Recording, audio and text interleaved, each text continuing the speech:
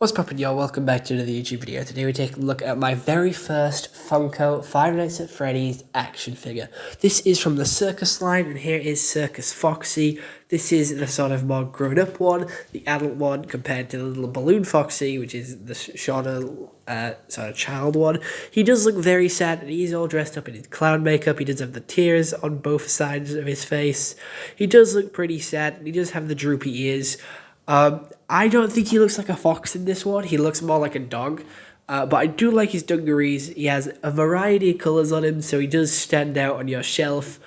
And Foxy's my favourite character, so of course I got him. I thought he looked cool. It was $11.99. I've seen these in like Tesco, HMV. Any place that sells Funko will definitely have these. I've even seen these in Tesco. Five Nights at Freddy's is such a huge sort of brand and company, you know, so everyone's hyped about it. It will be everywhere, especially as the film is coming out soon. The detailing on this figure is really cool, and it is a very high quality figure. It is made by Funko, so that is expected. It does have multiple joints of posability, one at the neck, one at the shoulder, one at the elbow, one at the hip, and some at the thigh. I would have expected a little knee sort of joint, but there isn't one. So you can only sort of twist his legs around at the top of his thigh. You can't really bend them forward or back. So he's more of like a stationary character. And that does fit with the animatronic vibe. Most animatronics are sort of fixed in place with their legs. And you sort of just twist them around at the sort of torso, make them bend forward and stuff like that. So it is expected to have no knee sort of joint. And it would interrupt the sort of very nice sort of patch and pant detailing if it did have the knee joints in it.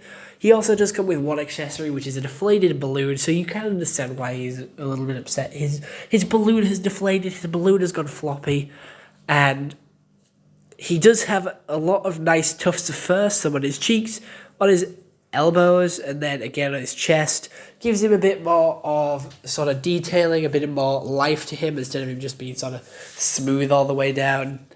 And I quite like it. I think he's adorable. He looks so upset. All I want to do is cheer him up. Just look at how sad he looks. He's all alone on the shelf, looking pretty upset.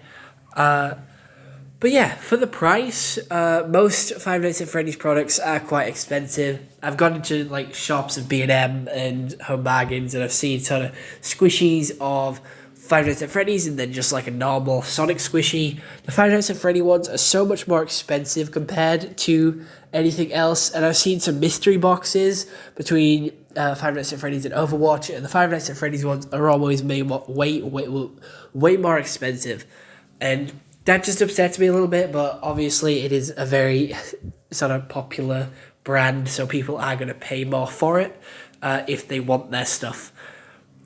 But this is a really awesome figure. The detailing is pretty good for a Funko figure. Usually with the Funko, they have really good detailing. Posability is pretty limited.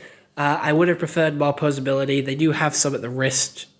It's more or less in the arms and less in the legs, and that's a little upsetting for this figure. But I can deal with it, and it is still a good figure. I do like it. It is one of my favourite characters from the series, so I am going to obviously give it that factor going up. The accessories are limited as well, just to a sort of floppy balloon. Maybe you could have given him maybe something else to hold in the other hand. But, you know, don't want to over-encumber the figure. So other than that, hope you enjoyed. See you all next one. Have a nice day.